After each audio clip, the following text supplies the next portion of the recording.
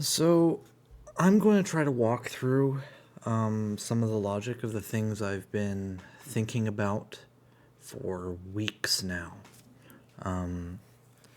With reinforcements and Shang-Chi, particularly the current implementations and various alternatives. And it's a topic that comes up very often.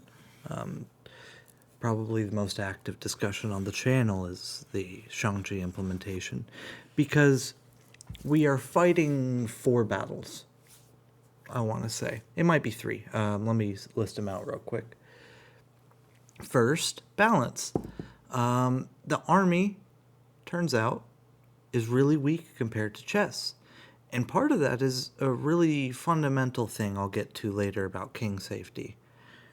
Let me add that to my to-do list to talk about. Yeah.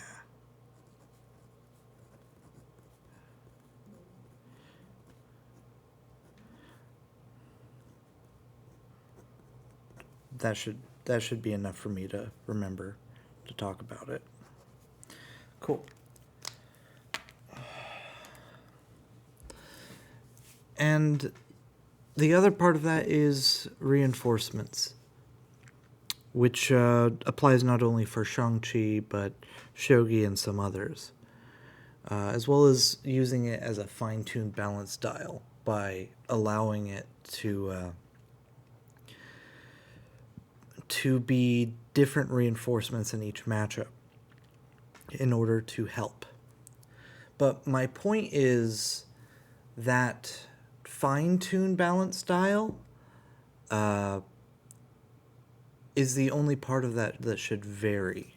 And that was something we discovered when we tried to do that big implementation where reinforcements were custom tailored to be as minimal as possible in every matchup.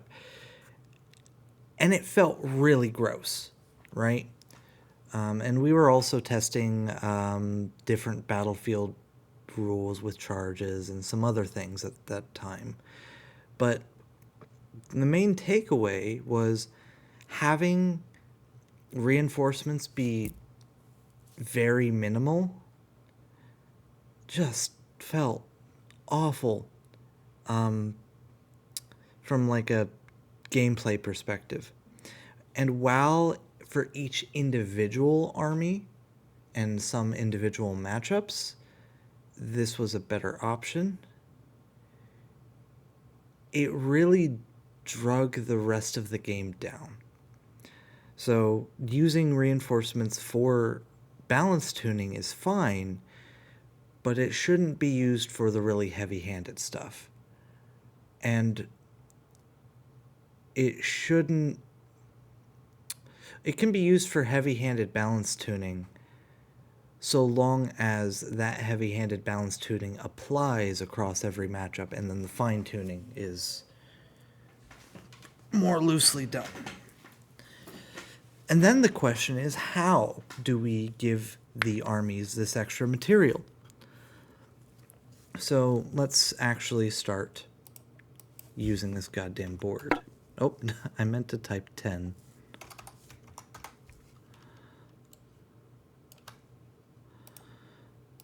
So chess, I'm going to need this to be 14. Cool. So I'm still going to use the 10x2 battlefield. It should be up here now. So chess here. These are our typical battlefield rules. So the player going second chooses the board, in this case 10-2. The player going first then attaches their board to the side wherever they want. So this could have gone here. They could have swapped king and queen, which doesn't really matter for the player going first, but for the player going second, that means this. And longtime players will understand fairly well this whole thing and how it expands opening theory and how like some of the boards do cool things. And even just this, if I just do a normal looking chess layout, you know. This looks like a normal board. Has some interesting implications for certain openings because, like, this extra square in particular really matters if you go into the martial attack, right? So something I like showing every now and then. Oh, this board has no rule enforcement. Feel free to skip ahead a little bit if you're a long-time viewer. And then eventually, this is the line that I know best, where black takes space on the queen side, and then there's various ideas from here. It's honestly all over the place what you can do. But eventually, at this point, black will develop a bit and find time to gambit this pawn for a big attack on this side of the board, where the key point is there's weaknesses that will come up eventually on white's light squares as these guys come down this way. But now you don't necessarily have to do it this way. So here's the case in point. During the lines of the marshal where the light squares get weak, and the queen ends up heading this way, and it can back up and still have coverage here. And black actually can start this fianchetto and already have pressure this way. So that's the stuff where these extra two squares really start to matter, right? Okay, and players who've played Shako before will be familiar with that concept just fine. Anyways, let's go back to this part here. And I'm just going to place a Shang-Chi army down. Okay. So how have we implemented reinforcements so far? The current rules, the main downside is they're kind of convoluted, so bear with me. So we add an extra rank behind everything called the ramparts. And the ramparts are the squares where you add the extra material. What we found is for the Shang-Chi army to be balanced pretty much as it is. There's a loading rule that has to happen so this doesn't instantly kill here and the king doesn't instantly get mated. That's important. Which basically just says that cannons cannot capture outside of the Shang-Chi territory for the first 4 turns of that player. Simple enough, right? And 4 turns we've tuned to be just enough time for you to do things like this and this. Or even, sometimes this is an important set of lines where you use the battlefield movement to either put 2 in the way or to move something out of the way, depending on what it is you want to do. This one hasn't been explored too much, but moving this one out of the way and opening up the rook, as well as moving this one in the way, both have been relatively decently explored. And you can get away with that because there's not a lot of diagonal attackers for the Shang-Chi army, so moving these pawns doesn't hurt you that much. And all you're really doing is opening the queen. Okay. Now, materially, they needed what we call guardian lions. We have a lettering, a Chinese lettering for them and everything, but right now we're using the shield. And then 1 extra chariot, 1 extra horse, and 1 extra cannon back there. And that's all you really need in order to balance this. And the most common layout of that is actually as follows, with the horse going on one of these sides, but for in this case, you usually place the horse on the side closer to the enemy king. And this is the most common layout, because you get to choose where these 5 reinforcements go, right? So this is the current implementation, and it's so close to balanced that I would want to keep it and put it as an expansion battalion and call it Lion Dynasty, because we're probably not going to use it long term. And if I did, I would remove some of the convoluted rules that are there just for game feel and just make this an entire other back rank where you get to place, right? Which is option 2, which is based off of Shaco. But we'll finish this one.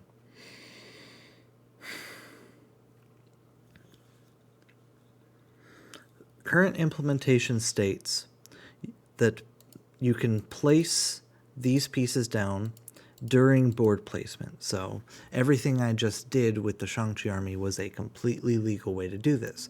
I also could have placed the other lion here. Don't recommend that. I also could have placed the cannon here, etc.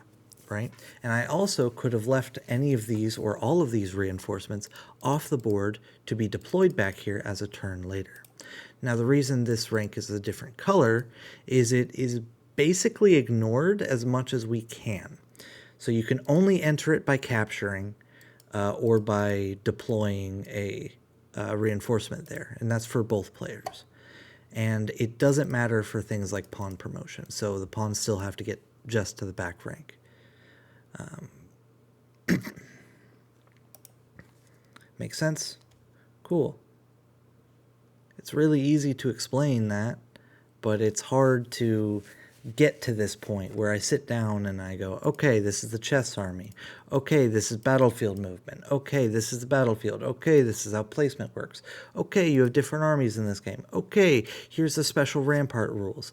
And by the time you get to that point, as anyone who's sat here and listened to me talk has felt, the player tunes out. So we need this rule to be as simple as possible and me not to have to say, yeah, you can only enter the rampart by capture. So that's option 2. Just make it like Shaco. It's a normal rank. It's an extra rank. It's just there, right? Problems. Okay, this is way less convoluted. We have essentially removed 3 entire rules for this extra rank. And where it gets used is where it gets used, right? Cons. Now you could do weird shit, like the queen can go back here, and we have to figure out where pawn promotion is. Are we going to make it all back 3 ranks of this territory be what's called a promotion zone? So that the pawns only have to move as far as they normally would for a promotion?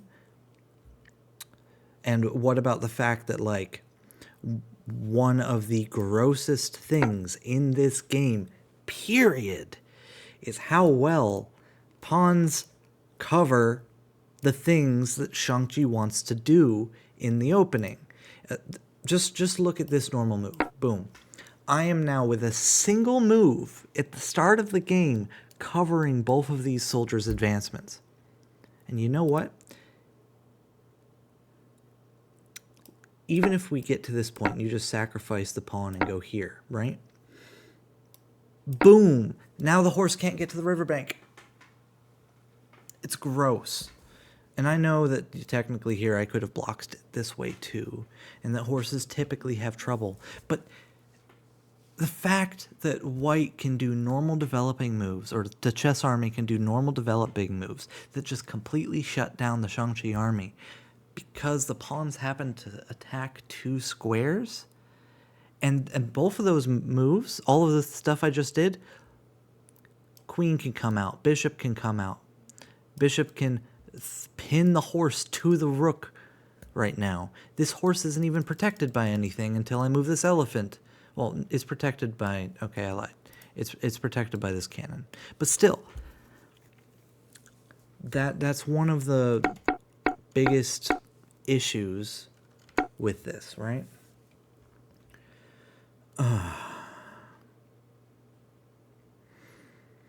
So, an often discussed thing is allowing the whole army. Let me just escape that, actually. Oh, fuck. I'll just behave, damn it. All right. Allowing the whole army to place 1 more square back. Look how big this area is. That is 6 deep and 9 wide. That is almost the same size as a normal chessboard. 6 times 9? That is 54 fucking squares. That's 10 squares shy of a whole chessboard just for the territory of one thing, which feels huge and gross to me. Like, the normal chessboard ends on the cannon under these rules. So that's the main downside of, like, the solution of adding extra ranks in order to fix things, right? It just makes the board really big, and you can do things you normally can't. Like, now you would have to think about a rook getting back here and attacking from the rear. Which I tell you what, there isn't a part of the king's guard that is affecting this square, which then begs the question, do we extend the palace back and make it deeper? Is it now 4x3? Well, that feels weird, but maybe we do. Maybe we do. Maybe that's what we need to do if we're going to go this route, right? But the truth is, this solution for Shang-Chi, which we'll get back to this later, this buff solution for Shang-Chi has game feel issues, which I'll talk about. I think I've talked about them a bit in previous videos, but I needed to get these thoughts out of my head and hopefully get everyone up to speed. Okay, so Shaco, big board, does dumb shit. Last option, or 2 options left. I'll keep it like this. The next option, and just to emphasize this, I'm actually going to move all of the Shang-Chi reinforcements that there currently are in the current implementation off board and just put them up here.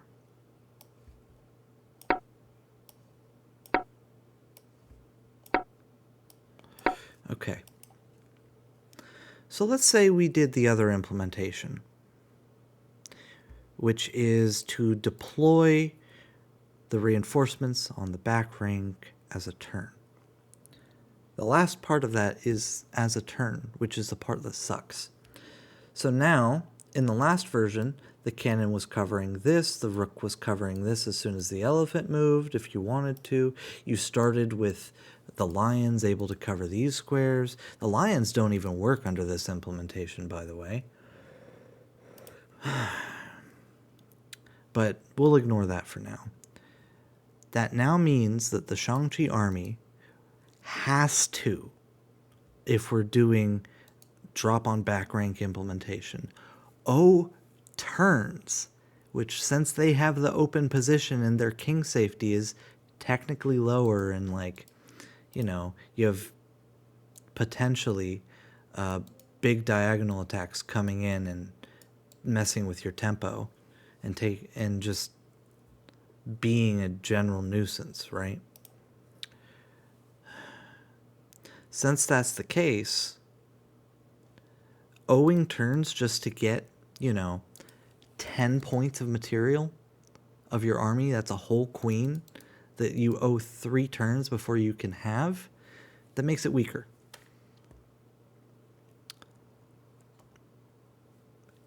And the lion doesn't work. Okay.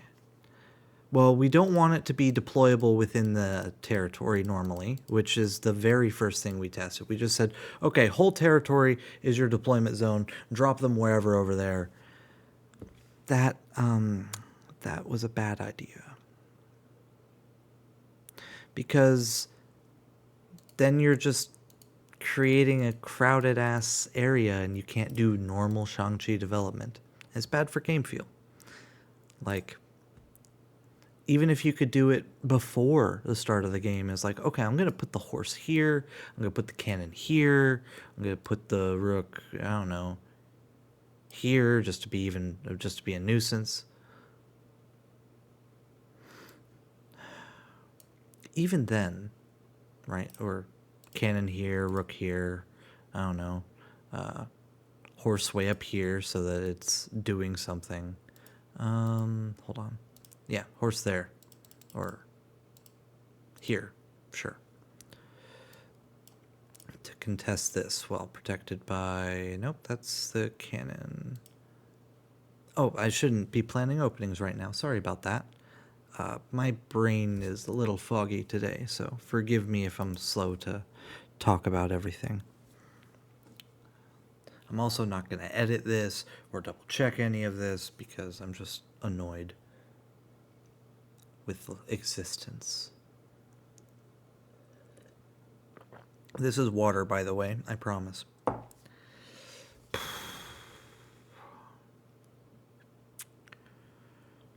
So we can't just let you deploy them everywhere. And back rank deployment has a tempo issue, which you can solve by just making the individual reinforcements more impactful in theory, but that's a bad idea because, well, having really strong pieces just doesn't feel Shang-Chi-like. As much as I love, the lamed Chancellor, where it moves like a rook and a horse. Great piece. Putting it into this army in previous tests didn't feel great. I'm totally down to maybe look at trying that again. But as it stands, that's a poor call. All right, what's the last one? The last suggestion we had was to use Sarawan gating, which we've used a form of that before. The idea is when you move something off the back rank, you can immediately deploy the new piece, as in S chess, Sarawan chess. Okay, so that fixes our tempo issue, but it also does feel a little bit more crowded. Not terribly so, and it's a familiar rule that people understand and have played with before. So it has a lot of advantages. It doesn't add the extra rank, and I don't know, I'm kind of talking myself into it. But last time we tested this, we kind of stumbled into it. We were testing specifically, you had to move the same piece. So when you moved the horse, you could spawn another horse. And when you moved the rook, you could spawn another rook. And we even experimented with the idea of you just start with a stack of 2 horses here, and then you move the first one, and then you move the second one.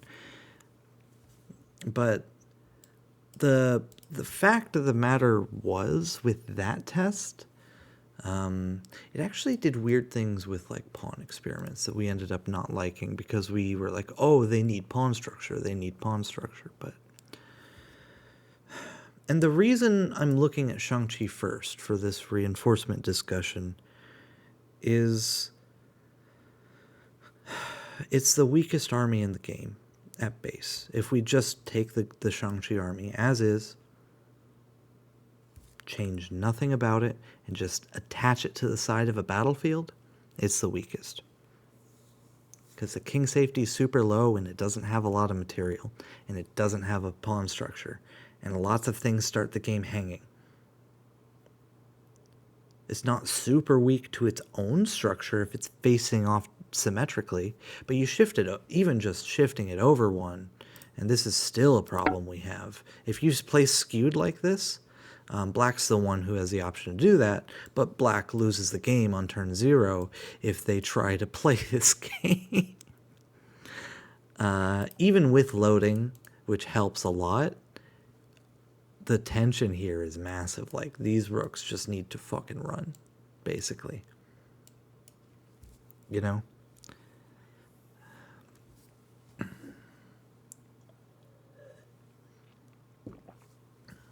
Okay. Where does that leave us? I think it leaves us wanting Sarawan gating as our main reinforcement option because it's much less intrusive than ramparts, even Shaco ramparts. But I just worry that we've kind of tried it before and it didn't feel great. But there is another option that I've kind of looked at before, which is, one moment. Let me just...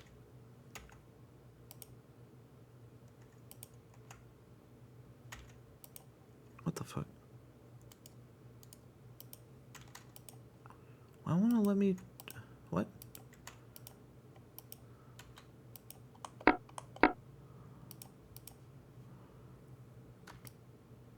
Are the letter buttons for the colors broken? Anyways, the idea was that ramparts would be even more restrictive, to where the rules would basically have the entire thing full, and you just place the pieces behind the board. So if we did the thing like we did before, these aren't real squares, and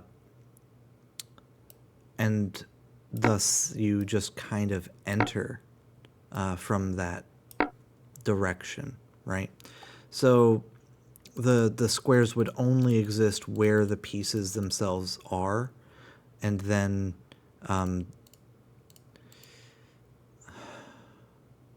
once they leave there, right, they start the game back here, but once they leave the ramparts, then of course the square they were disappears as well. So it's kind of like you're placing things behind the board and then interacting that way. This is another option I've thought about a little bit, but again, it has that whole, ooh, let me sprinkle more rules in for no fucking reason problem. Like, this isn't a simple enough thing. I guess it's not all that different from Sarawan gating, but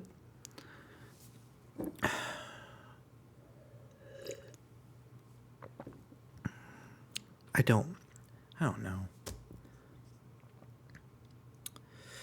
And the thing is, and the main reason I hesitate to just go, okay, Sarawan gating is just better, right? Right? For this, let me look at another game real quick. Actually, rather than having this just in the middle of this, let me go to this point, and then, yeah. Let me attach a shogi army to the back. So currently, the shogi army is implemented as follows. We have normal ramparts.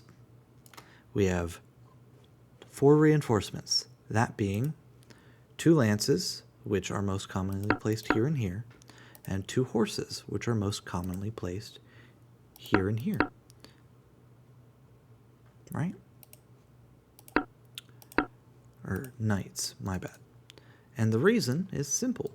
This really strengthens a potential bishop-side castle. And because you owe a little bit of tempo against a chess army, you want to go with either a static rook or a very light-ranging rook where they stay, over here on the rook side. And the lances, once this king moves out of the way and the gold and this silver do what they're going to do, help support what would normally be an edge pawn attack right in the middle of the board to control the center in the mid game. And all of this makes the shogi defenses really strong and hard to attack for the chess army, much stronger than the chess army's defenses. But the chess army gets to have, a lot more offensive firepower at the start, and it's kind of in the chess army's court to make the attack successfully or die trying.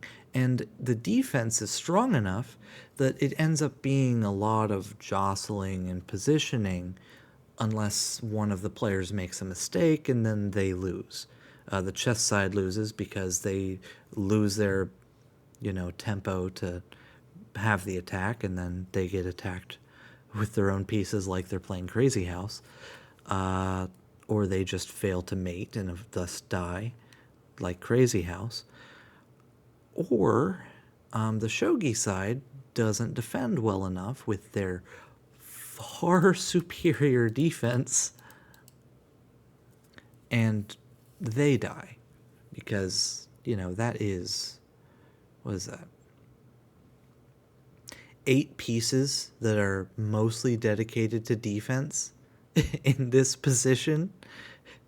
Like, the chess army has, unless you count pawns, which you can kind of count the kingside castle pawns, they don't really have pieces dedicated to just defense. These are very omnidirectional, omnipresent. They move forward to attack, they move backward to defend. They do what they need to do on the board, and all of them would rather be attacking than defending, right? The shogi army has dedicated defense, and it's strong. All right, so what's the problem? Well, all of a sudden shogi attack patterns are gone if we change it to this. But importantly, tempo matters even more in this matchup than it does otherwise. So now you have to think about like castling patterns this way, which, actually I think a shogi player would have a lot of fun thinking about that, which is good. But, it still would be a significant shift. It's not the end of the world to do this. However, now let's look at some of the other options.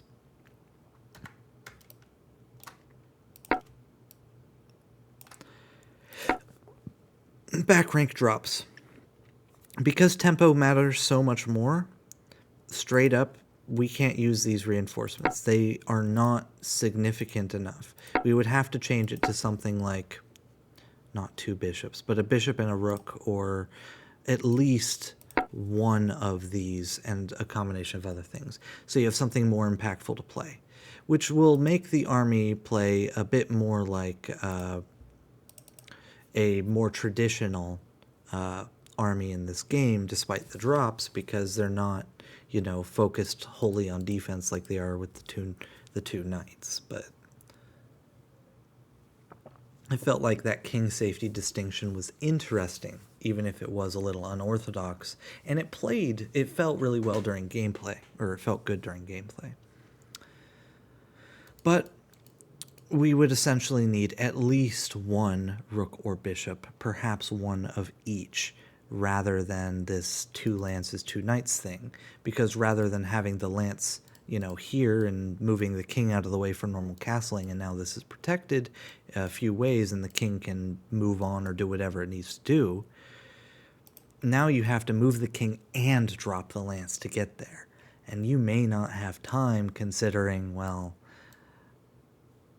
she comes a knockin' quick, and she has company.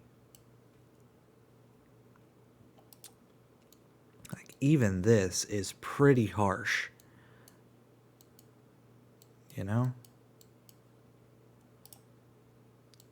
Shoot, this is a significant potential issue, because that puts a queen here and it's already knocking on this door, trying to get in and fuck with this. And you owe moves already, so having to deploy these is a problem.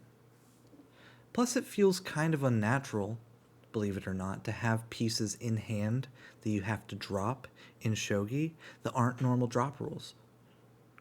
Straight up, that's a problem with current reinforcements. It feels weird for a shogi player to do that. And it'd be like, oh, this is your normal hand, and this is your deployment zone. And you have to, like, separate them out. And it's like, more steps to explain is bad because it makes players tune out before they actually try the game. Of course, if players know how to play both shogi and chess and they like the idea, they might be willing to sit through it and be like, okay. But we want to do this right.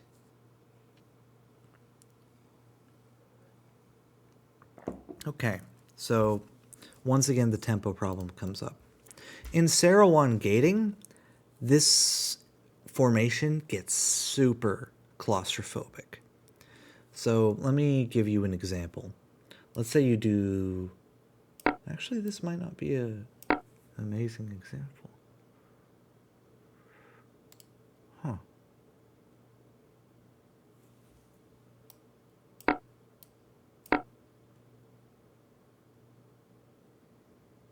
That's weird.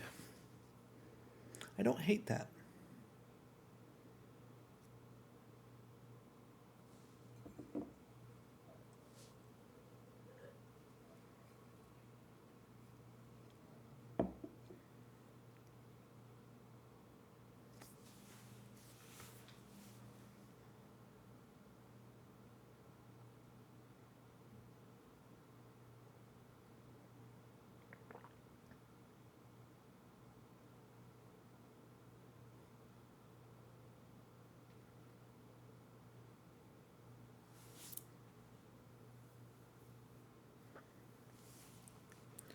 I have another old-ass fucking Grandmaster I need to say thank you to.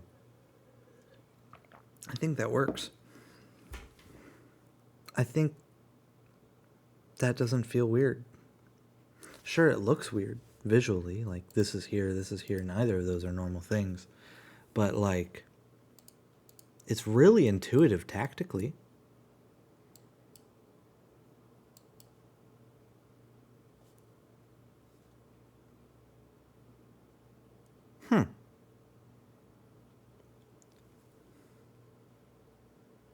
And it doesn't change the board.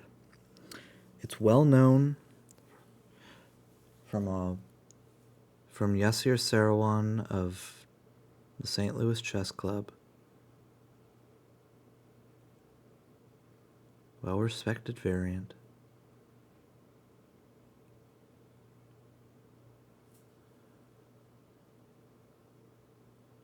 Fuck's sake. I think we're going to use Sarawan gating for reinforcements.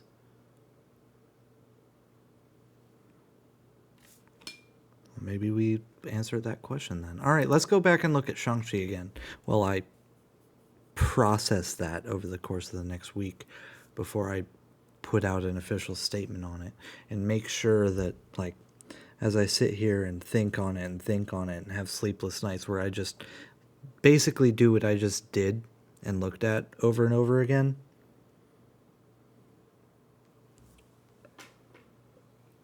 Because if we compare that to the alternative that I was just talking about,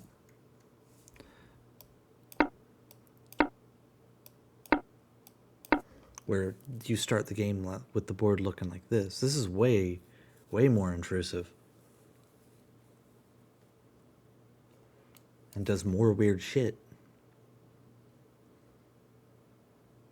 Especially if we add some form of the extra rules, right? Like even those the redstones that I had there earlier. And of course we have the tempo issue where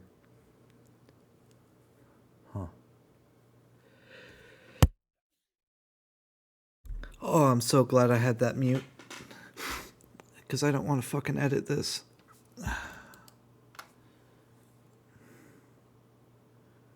Okay.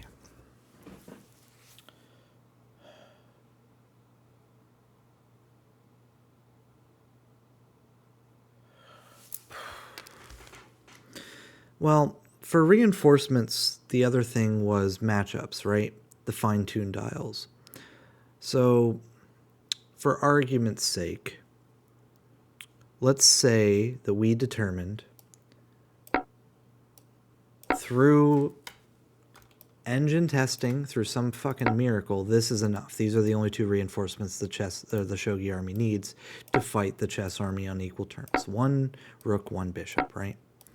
And we have our option with this rule set of any of these would be really reasonable for back rank reinforcements and wouldn't feel weird. So we have enough options for dials to make it work, but let's say it's just these two. And for the Shang-Chi army,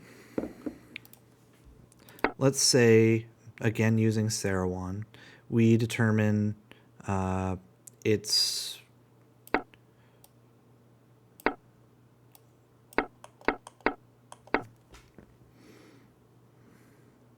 What can I do to protect these?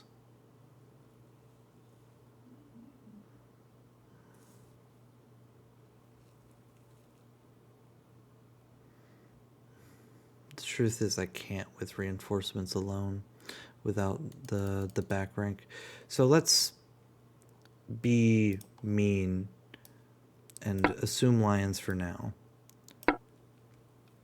Here and here. But like these two squares just happen to start on two squares where they can leave, right?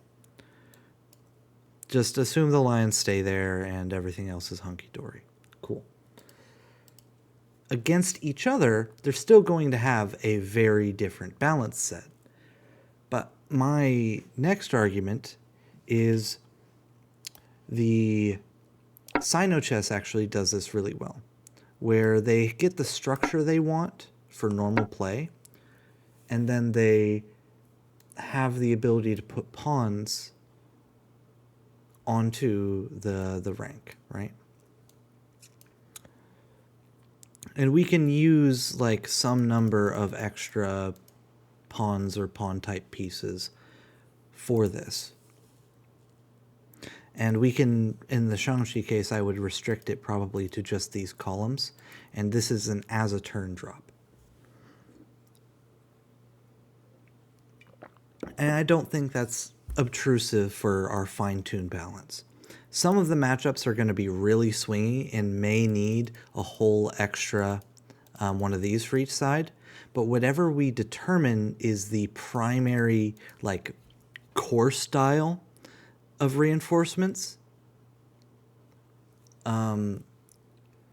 should remain after it's been determined for the chess army across every matchup, to keep the power level of the game consistent and keep the game feel more consistent between matches.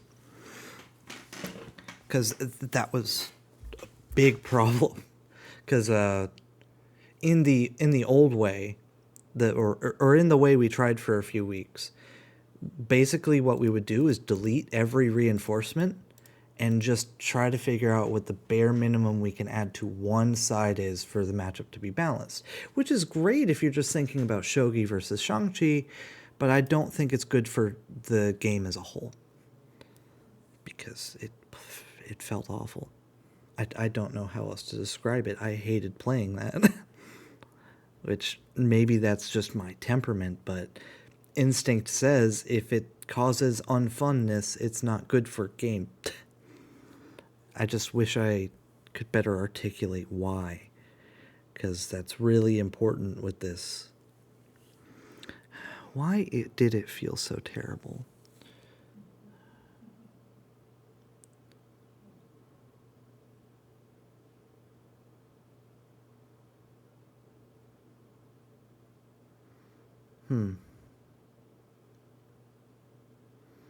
I think it was because, like, adding the extra material to match the chess side brings about, like, a baseline gameplay for a character to be consistent. So having your army play so differently, like you literally lose moves that you can do. Like if it's a fighting game, imagine if you just straight up couldn't do certain combos. You weren't allowed to because of what enemy you were facing.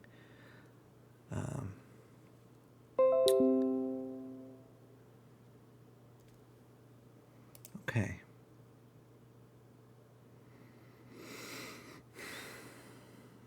What's next? Now we get to talk specifically about Shang-Chi.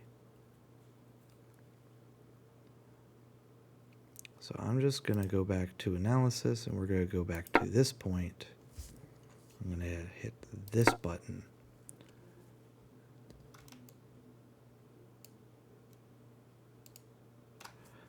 All right. So what we've determined, generally speaking, a few things. This king is really weak because it can only move orthogonal one square and it can't leave the palace. And chess-like games are entirely balanced around this king safety. So, for example, let's look at another game. Jambi, Djambi. The king piece that you have to checkmate in that game, you actually have to kill it, not checkmate it, but still, moves and captures like a queen, like a chess queen, and is played on a grid. But the way that works is half the board is always filled with pieces, no matter what, because once you kill a piece, you got to put its corpse back on the board. And it's all about slowly restricting the board space until, you know, everything is really cramped because there's dead bodies everywhere. And, like, you can block off pieces and trap them in corners and stuff with corpses. And that includes those kings, right? And there's other things involved that let that game work, but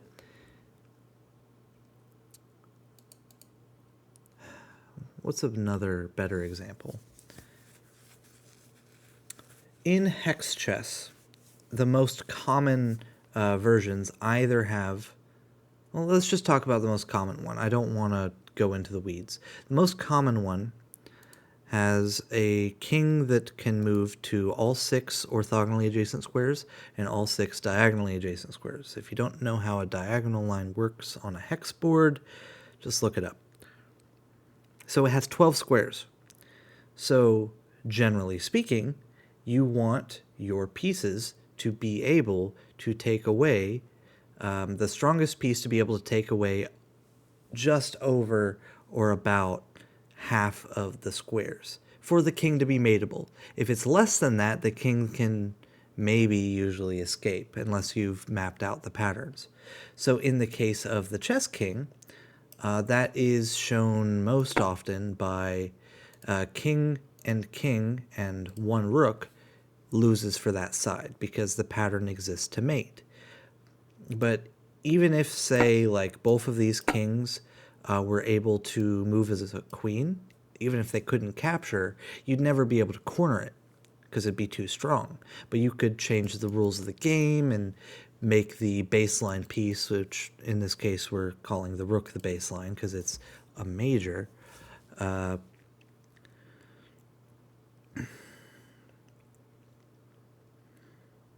don't want to go into that can of worms. The Bates definition of a major, I'm going to do it anyway, is any piece strong enough to mate the enemy king. And a super major, by the Bates definition, is any piece strong enough to mate even if the opponent has a major still. And that threshold is only really distinct between major and super major in certain variants where the gap in strength between them is big enough. So queen and king versus king and rook is a win for the side with a queen.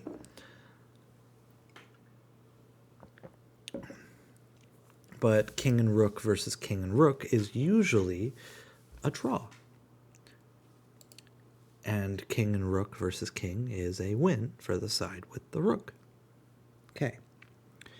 Now, having that endgame thing matters. All right, now let's look back at Shang-Chi.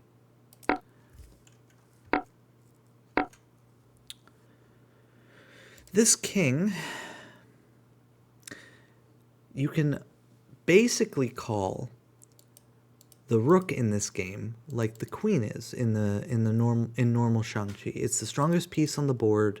It can more than make up for whatever you need to kill the enemy, even if the opponent has something weaker that can mate with it. Believe it or not, a horse can mate in Shang-Chi. Horse and king versus king in Shang-Chi is one of the most beautiful endgames in all of chess. And it works because stalemate is a win, say, in all of chess, in all of the world of chess-like games. I don't want to say chess variants because that implies that chess is the baseline, which it's not. It's just the modern norm in the West. you know?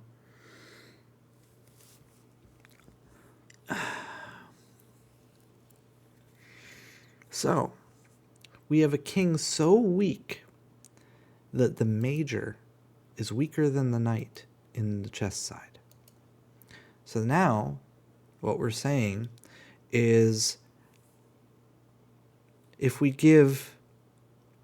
This would be the equivalent for if we were to set up a chess army to face this, right? We somehow had a game we needed to include that had a king that moved as a queen to 2, an Amazon there, this, but it had it could also move like a king, so both of the bishops were crowned. This was an Amazon. This also needs to be a major somehow, so 1 diagonal and then also jump to both of those. Ooh. And then these rooks over here, we decided, you know what, they needed to be crowned too. And they can also move and capture 1 square diagonal. So we give the rook the ability to capture 1 square diagonal. We give the knight the ability to move and capture 1 square diagonal. We give the bishop the ability to move and capture 1 square orthogonal. And we give the queen a knight movement just for shits and giggles. And the king's a queen to 2.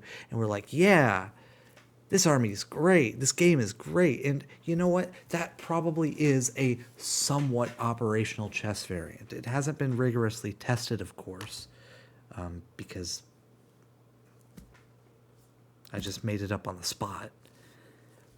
But even though I made this king stronger, it probably is still mateable.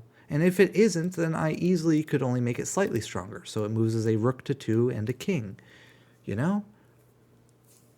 Or maybe this move needed to leap. I don't know.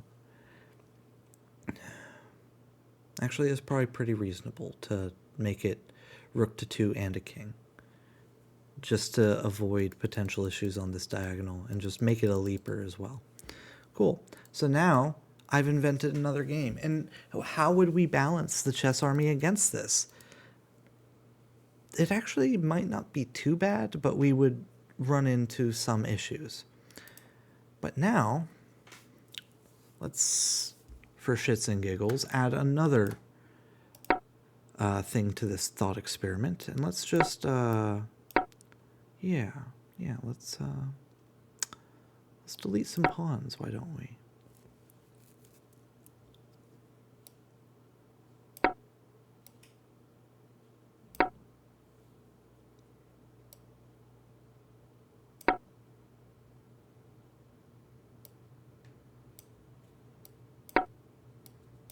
Good enough.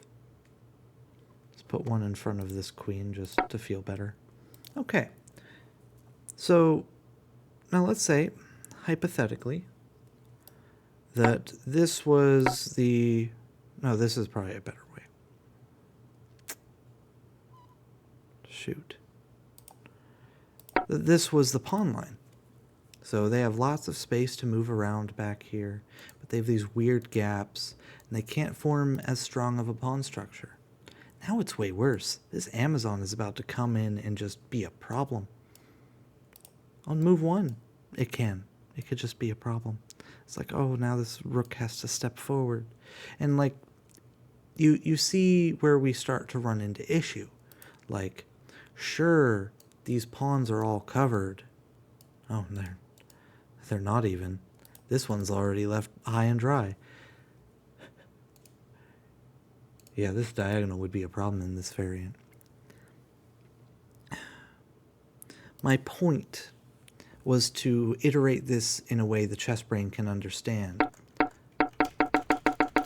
Before I go back and look at this Shang-Chi army. That's how weak the Shang-Chi army is compared to this chess army. Alright, so what have we done? Well, in order to make the game somewhat function normally, we gave the cannons loading. The other option would have been something like this, which is what Sino-Chess did, was just move the pawn line around. But that doesn't look right. We want to keep the normal Shang-Chi layout. We want to keep all of the Shang-Chi pieces operating generally as normal. Okay, endgames exist. This has been suggested before among groups. It isn't necessary in normal Shang-Chi, but we let the soldiers promote. And that's important here because the king can move past the soldiers, so they can't just, take part in a normal mate. Regardless of how strong we make the army, eventually they'll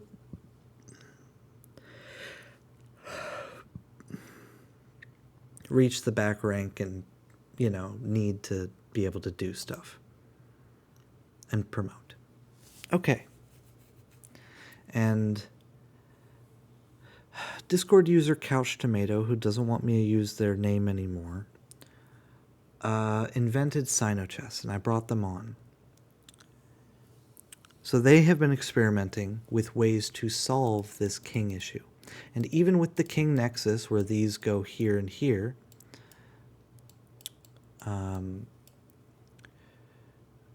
I asked for their help, and they have been looking at ways to deal with Shang-Chi subtractively, where they weaken the enemy until it's at the level similar to fighting this king normally. Because you'll notice these diagonals are vulnerable. These squares are vulnerable. Why are they vulnerable? Because there's nothing to attack that way. Even like your worst case scenarios where the horse goes here and attacks through this square to do stuff, you could just block that with like a cannon or your own horse hopping in the way, or a rook. You have ways to intervene or kill this, etc. And then like this stepping forward isn't the worst case in the world, or going here. And even if you go around to try to reattack, usually, like, let me show that better. Horse. Here, check. Ignoring whatever this rook is doing. Let's just move it off. I don't want to worry about it. Oh no, I'm in check. I move. Even here. I move here. If this was a chess knight, you could go here and just continue fucking with him. But it's already blocked by this. So even though you were able to reposition, this is relatively resilient. Of course, the elephants can kill here as well. And, this isn't too bad. Like, oh, I go here. No. It's fine. If that was a chess knight, you wouldn't have that. And furthermore, this is checkmate as it stands. You have to, like, move this elephant out of the way and have the horse cover this, and then the queen's still going to try to come to the other side. What are you going to do then? Move this here so the horse covers it here? No. It's a terrible idea. Because then, right, the queen comes, like, right here, and, like, you're just like, oh no, I have to block, and then you die anyway, right? And then if you don't block, it's like, oh no, I have to step forward so I don't die, and your rook's dead.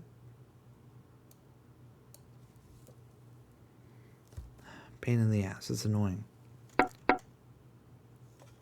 Even if I put the cannon back, right? So, oh no, I step forward. Well, now you can't immediately kill that, but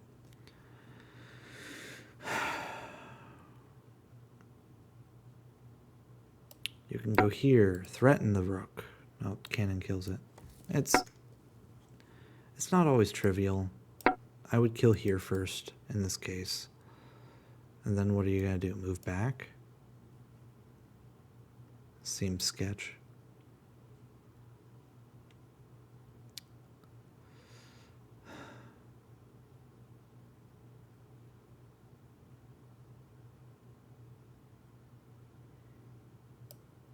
Even if you did, like, this is threatening mate in 1. It's hard to defend. If you go here, the rook just dies. If you go here, the rook just dies. How do you defend this? I guess you could go here, maybe. Yeah, because the horse covers that square now. So you didn't even have to do that. So the horse is covering this. Oh, if you move back. Cannon covers this. Horse covers this. Okay, you're doing all right on this diagonal right now. But even if I like... Because this is just a queen. Even if I just put just this guy here, you're already fucked, right? It's like, oh no, I have to block. Okay. I'm threatening mate in 1. Now what? I defend. Okay. Okay. Actually, not bad. I'm just gonna go kill this pawn.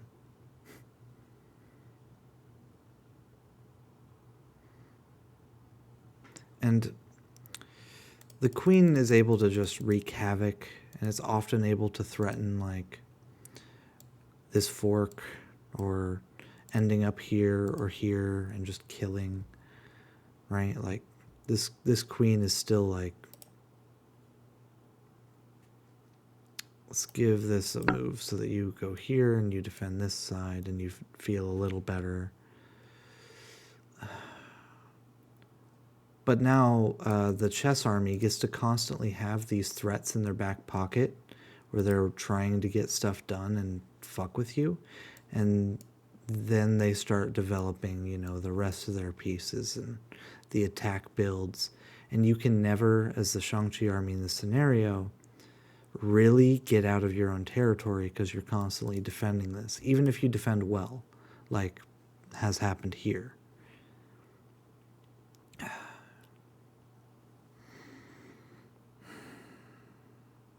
So,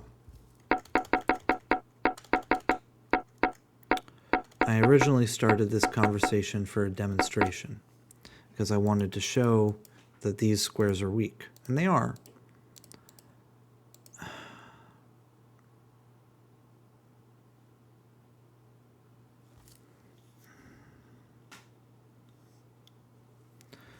The solution we had come up with is the lion, which leaps to those squares, commonly known as an Alibaba, and it can only ever move to this rank and no further off of the ramparts, which is not the worst thing in the world, but you'll already notice that that gameplay style of like having your opponent harass the shit out of you and like you putting together this stonewall solid defense is not very Shang-Chi like.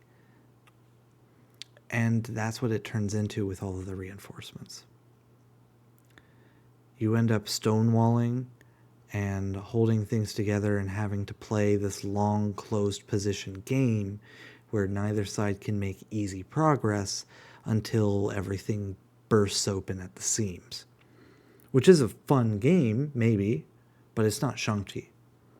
It's not Shang-Chi like, even though it's using Shang-Chi pieces and layout. Okay. Now let's look at Tomato's suggestions. First one, laming. Laming is the idea that this should be blockable. Like if I'm here right now, this shouldn't be check. I should be able to go here. Right? And now it's not check anymore. And then the same idea with like going here and the king steps forward and this goes here. And oh no, where am I going to go when I step back again, right? How did I make this work out before? Oh, I intervened with the cannon, right? And then I also looked at a line with like this here and like the king sidestepped and then the horse went here and was blocked, even though it died to the elephants. Okay, now that I've reminded myself of all that. So the idea is somehow the knight is blockable as if it was a horse. This also has the advantage of bringing the value of these two closer so that you can actually consider trading them. Because something of note that happens, I'll just do the normal layout. This knight can't move to here or here without dying for free. And even if you, like, set up a defense, right? This knight going here and trading for the horse feels a little bad for the chess side. And if you defend this square somehow, or this square somehow, let's just say we did this. Now the knight has to move, because you don't want to make this trade. It just feels bad for you. Okay.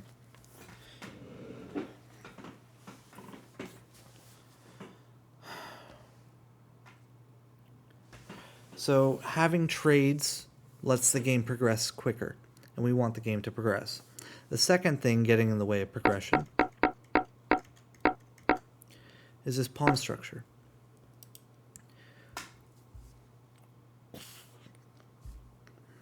Now this pawn structure exists because pawns can form chains, and they don't have this big-ass gap in the middle of their board. And it doesn't let you move stuff around into the enemy territory easily when your opponent just has a line of pawns.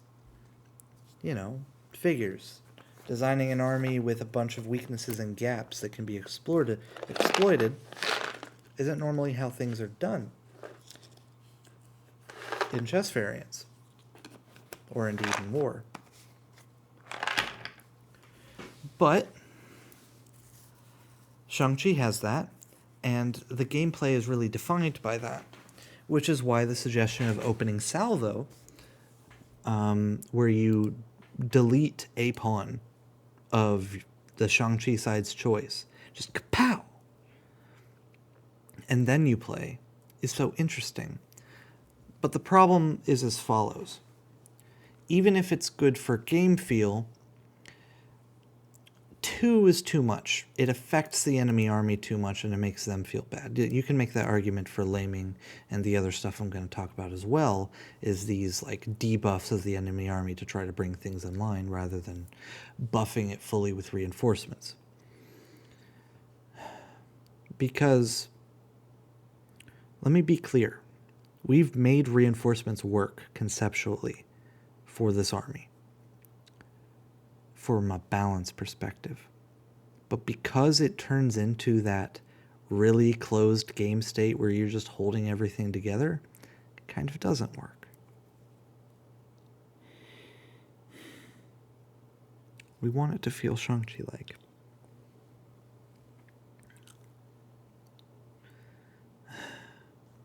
So let's just blow up a pawn, why don't we?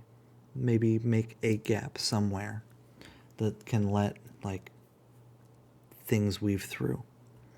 Next part of this.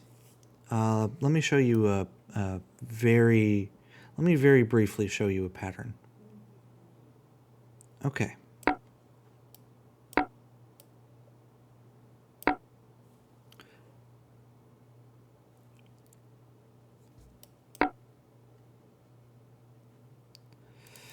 This is not checkmate, unless this knight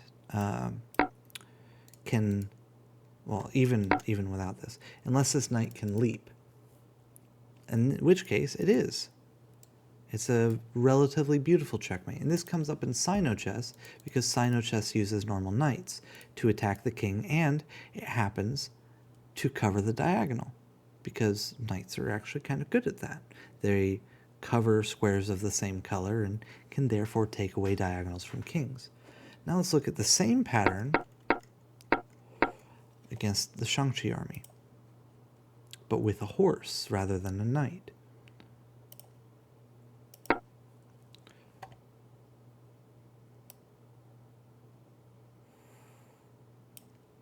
We'll just move this here, cannon here, get rid of this here. Okay.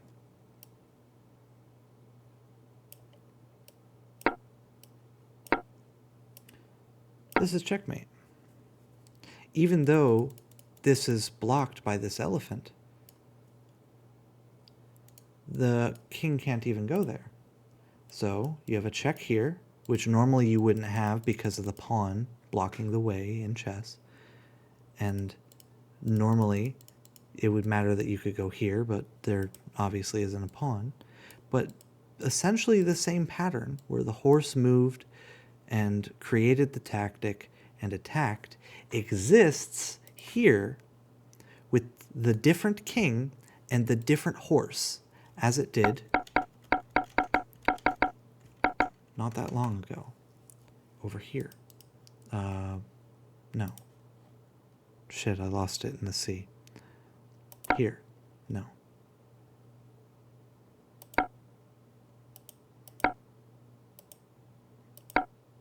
I lost it. It's gone. As I was saying, the same tactic exists. Okay, it's gone. Whatever.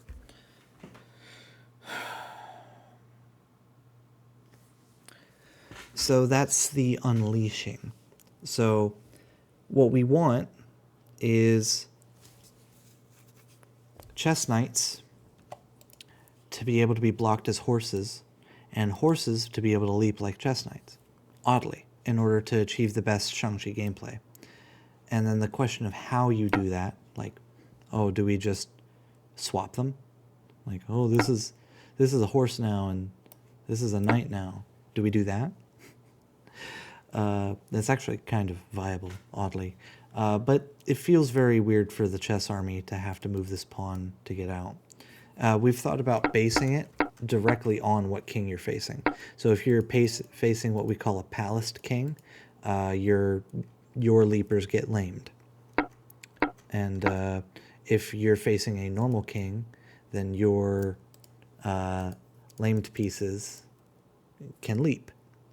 And then, like, whether or not your own pieces or within your territory, etc., still lames the normally lamed horse. Like, normally this horse wouldn't be able to move right now, but should it be able to because you're fighting the enemy king?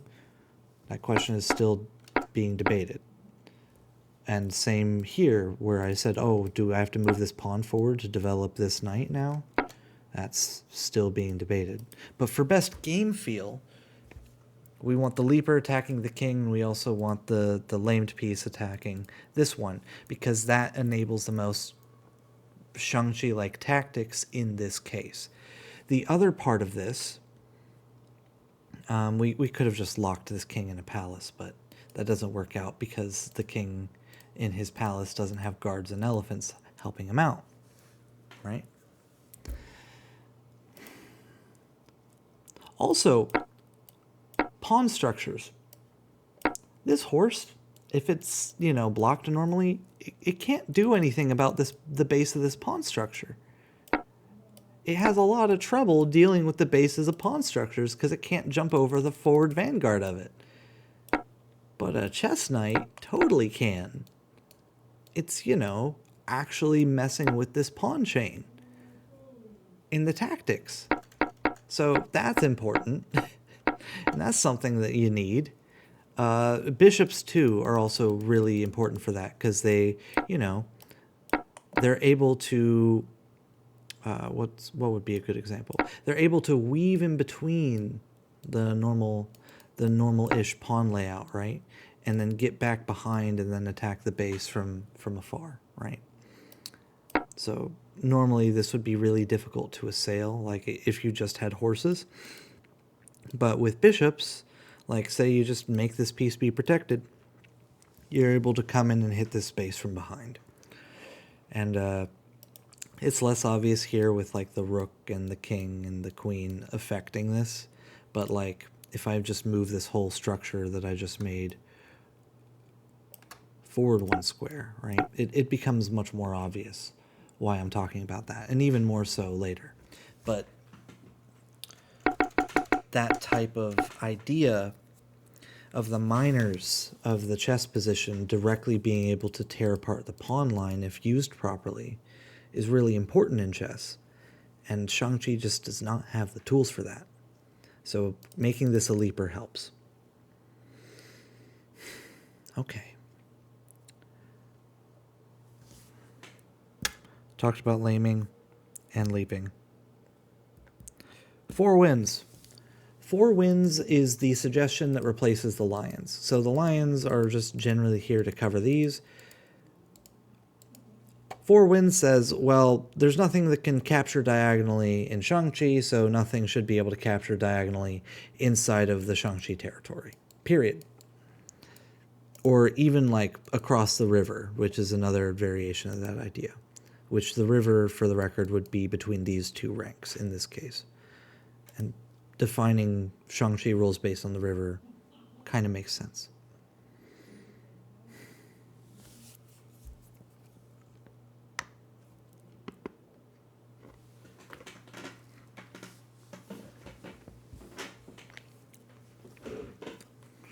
Okay.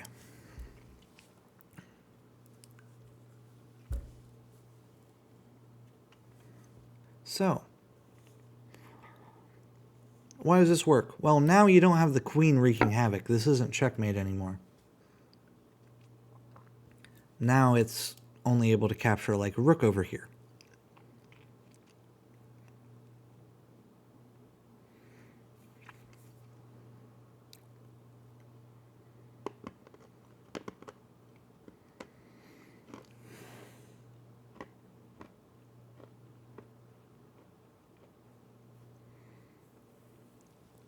Bishops essentially end up being kind of like the guards and the elephants, where you can't use them offensively very well, but you can use them defensively, which is really useful to have. Like, even if I just do this real quick, you can instantly see that now that the bishops aren't dedicated to offense at all and aren't sitting here harassing this poor king and rook for no reason, right? Once the diagonals aren't, just annihilating you over there, and they can't really be used for anything else, now you're having a slightly easier time utilizing them directly as a cannon counter. And they're weaker, so this trade can feel kind of even. Because despite the fact that the chess army is particularly weak to cannons at the start of the game, they're not a super strong piece. They're only worth about 2.5 pawns, which is almost a full pawn weaker than a bishop, right? Which that comes from some of the numbers that put the bishop at about a 3.3 before the bishop pair, and then after the bishop pair puts the first one that dies at like a 3.8, and then the second one that dies is a 3.3, typically.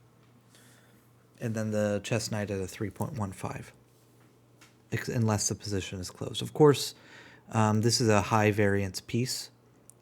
All of these kind of are, where their value shifts a lot throughout the game.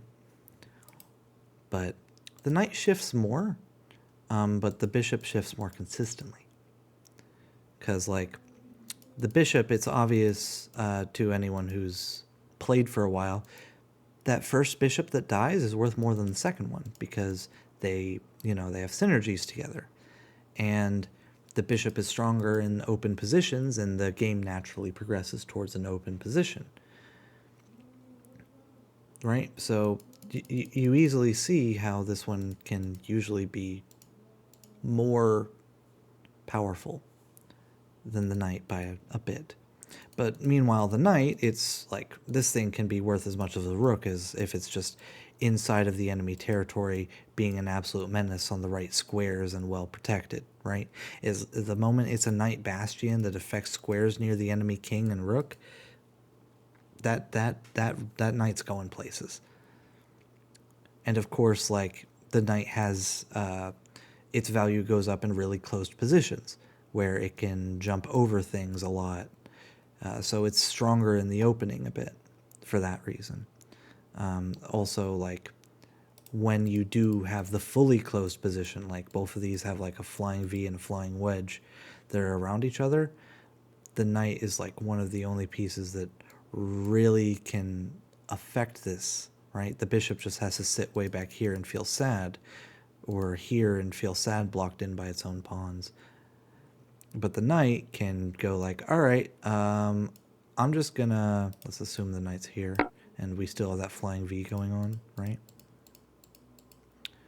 I'm just gonna do what I need to do real quick, and he goes over here, and then he goes over here, and then he goes over here, and all of a sudden, after a bunch of jumping around and maneuvering that you can afford to do in a closed position, the knight is suddenly attacking the base of a pawn chain. I say suddenly, loosely, and like you use that to steamroll some kind of effect, or like it just gets to here somehow and jumps behind the enemy pawn line, right?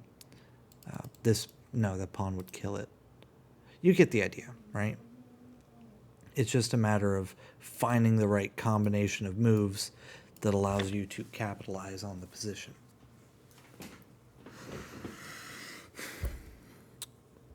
As I sit here and ramble on about the nuances of cannons and horses and bishops and knights, you can tell that I've thought about this way too much. And I I need to talk about this just to have context. I'm sorry. All right. So 4 wins basically just says once you're in this area, it works one way. If you're not in this area, it doesn't work that way, which is a good way to do it. So my main proposal for how 4 wins and laming and unleashing, those 3 rules should be implemented, is as follows. We actually have the river be a real space on the board that exists, right? And we emphasize it. And on this side of the river, on the chess side, because in this case the river would be between these 2 ranks, but it's always after the 5th rank from the back of the Shang-Chi territory.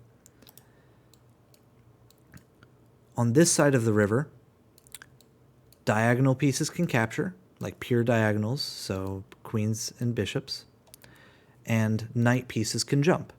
And on this side of the river, they can't, and knight pieces cannot jump. I feel like that's a really easy way to implement this. That's simple to understand, doesn't have problems, and gets the point across. And furthermore, to make it even easier, I would have it be that the knight and horse are the same piece, that they both do this, but they ignore the intervening piece on this side of the river, and don't ignore the intervening piece on that side of the river.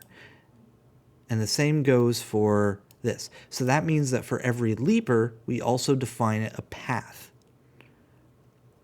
And that path will be consistent with, Tomato's really generic laming rules that act as a guideline as they currently stand. But in order to be as clear as possible, right? Because what are our current leapers? They are chess knights, shogi knights. So let me set one of those aside.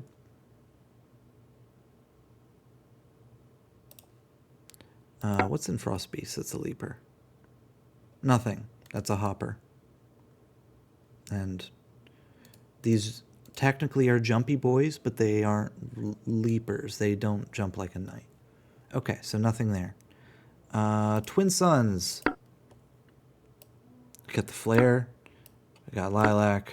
We got Aurora. And we got the Hearth. Alright, so a bunch of pieces from Twin Suns. Let's just make these red for my own sanity so I don't forget that.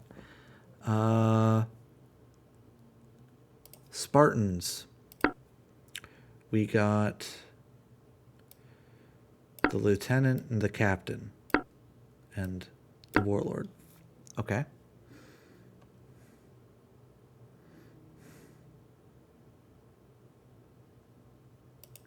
We have Orda, which I'm going to summarize with just going to pull out the katoon, put it here, and make it this lovely, lovely pink color. And I'll explain why in a sec.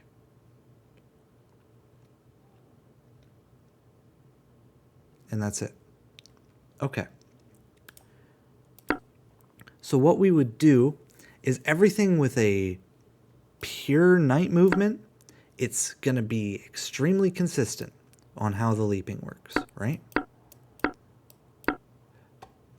So all of these go through the orthogonal and then diagonal with that part of the movement. And they are lamed on that side of the river, right? So basically every piece in Golden Horde, the Warlord, and all of this jazz, right? And these two Amazon movers, one captures as a queen, one captures as a pardon me, as a knight. Simple to understand. The hearth, though, would be treated like an elephant. So it is lamed diagonally. And this means that because we're defining things this way, we're being very specific with it.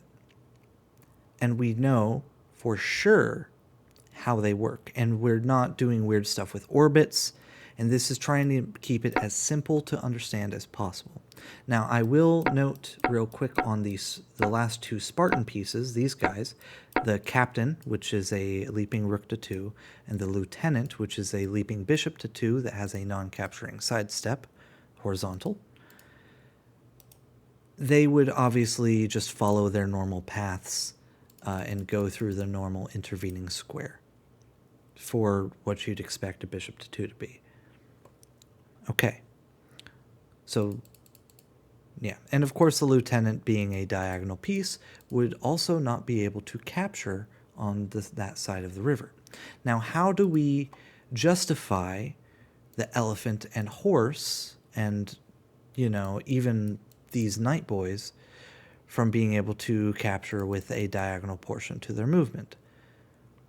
Well, that's because we would specifically list out the pieces which are unable to do the diagonal capture on that side of the river. So the elephant would actually have immunity, right?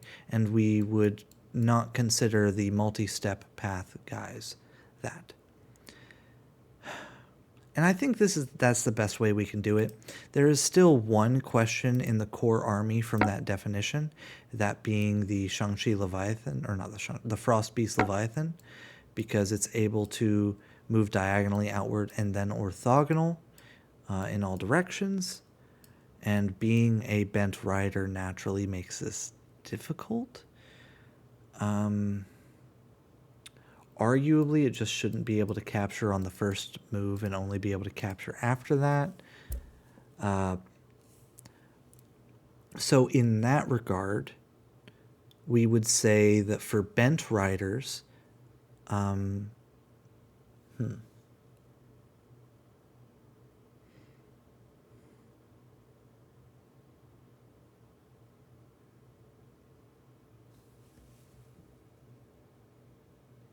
we could make the Four Winds rule be enemy pieces, and therefore we don't have to think about the elephant, and then just not have the multi-step parts matter at all. No, that's not the same. Because I'm trying to think on how to not have the Leviathan get treated just like an enemy horse, right? So I'm just going to brainstorm out loud a little bit.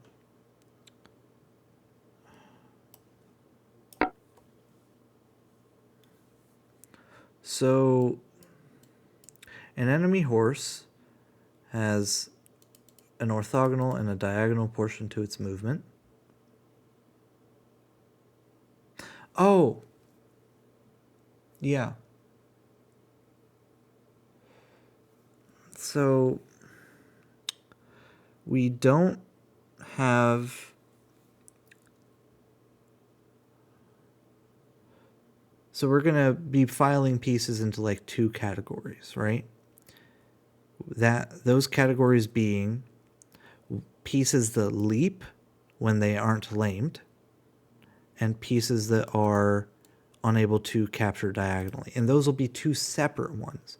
So because this piece never, ever has a leaping component to its movement, it's unable to capture on the diagonal. Okay. But by that same definition, we would say if the elephant is across the on the enemy side, it would be able to leap. Yeah, all right, that tracks relatively well, I guess.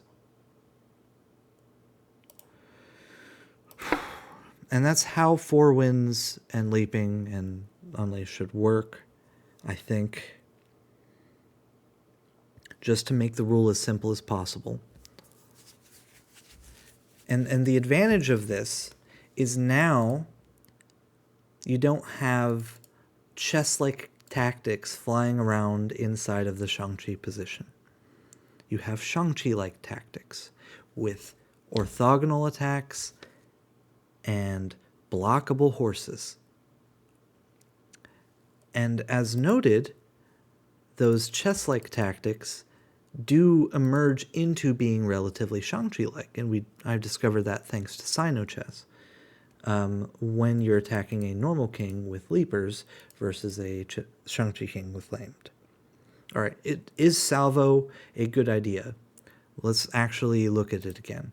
My main problem with salvo is you almost can't implement it at all without having it be different among different matchups. So in the chess army, you can maybe justify it, right? There's a bunch of pawns here, and removing one in order to like have a slightly more open position and get a foothold, that makes sense, right? But against the shogi army, where they don't make a pawn structure anyway, and opening things up just makes it even sharper, and this position's far too sharp to begin with, and like they're really flexible already with moving their rooks around, maybe you shouldn't. And you definitely shouldn't, if salvo is implemented, blow up a Shang-Chi pawn. Like, oh, we're just going to remove the most core part of like Shang-Chi versus Shang-Chi gameplay by just not letting the center pawns interact. Just, bam, they're both deleted. Oh no, what? No, this is gross. This should not be a thing, and it's illegal. Look, they're facing each other right at the start of the game. Absolutely not.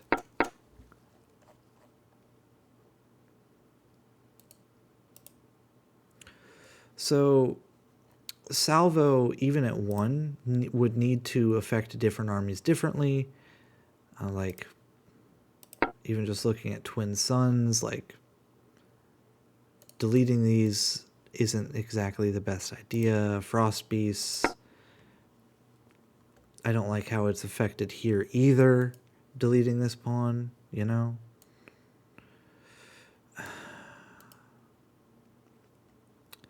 It just doesn't feel right.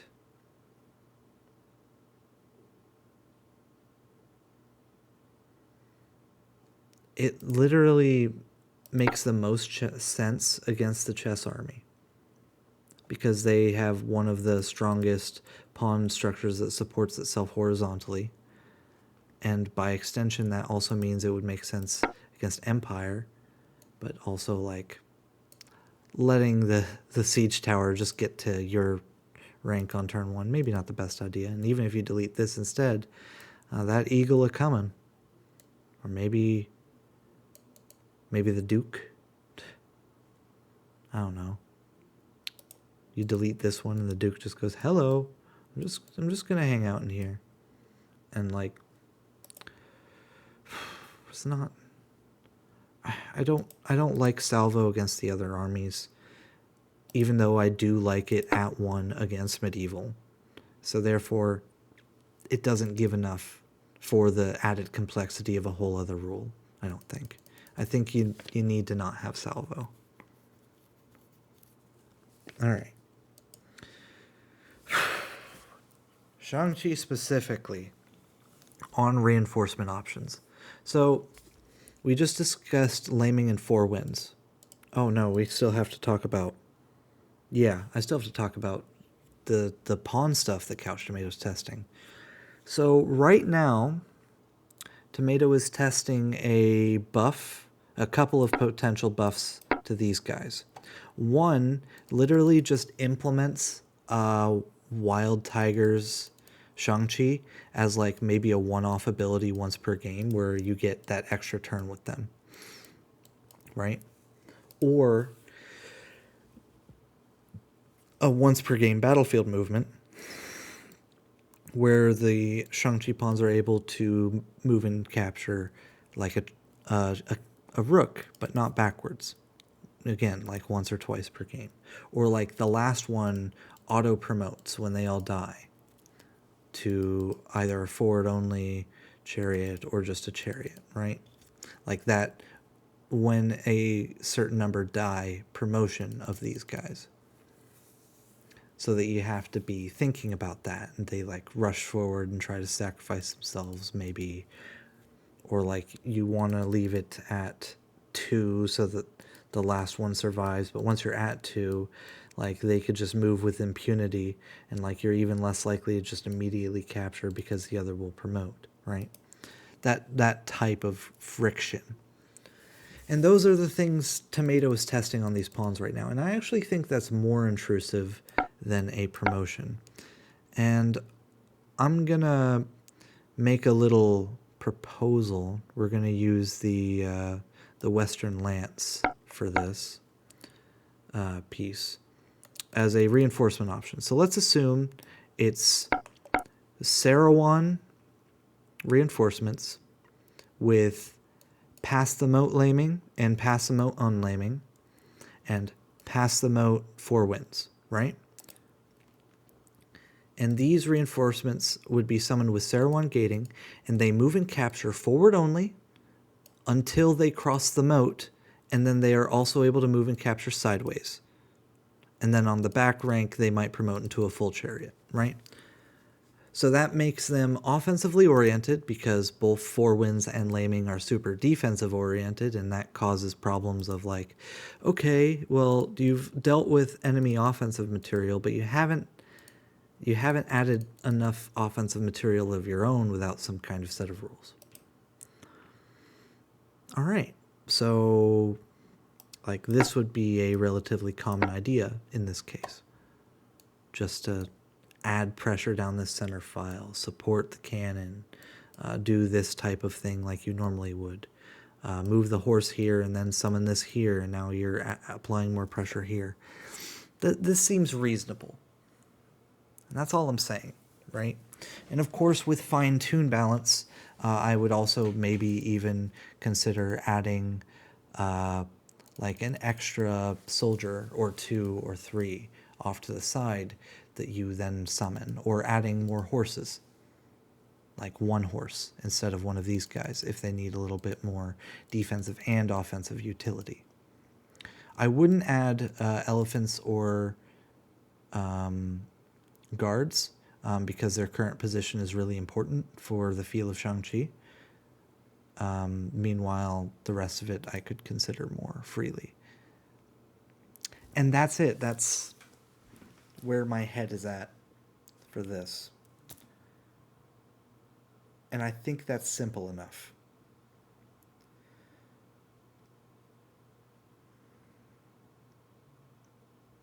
So I'm going to go ahead tonight and make this into a proposal document. No, I'm not. I don't have time tonight. I still have to decide whether or not I'm going to stay up and keep working after this video. How long have I been fucking recording? Because this was super long-winded. Hour and 40 minutes. Do I even upload this to main channel? Yeah, I guess I do. That follower goal above my head is for Twitch, but I haven't been on Twitch enough to even merit wanting me to direct you to that spot yet. I might go back.